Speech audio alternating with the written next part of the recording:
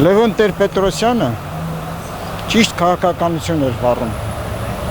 Այս դաշնակցությանը, որ ինչ-որ մի ժամանակ դատապարտեց, անտեղի չէր։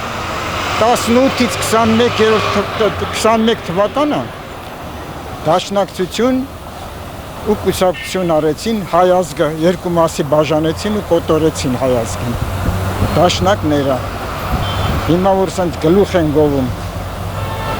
այդպես չի։ Դաշնակցությունը այսօրվա դրությամբ ամբողջ Դիլիջանի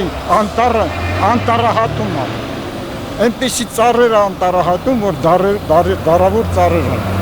Ոնց կարելի է դրանք այդպես անել։ Այդ դաշնակ թշնամի են, Քոչարյանը, Սարգսյանը,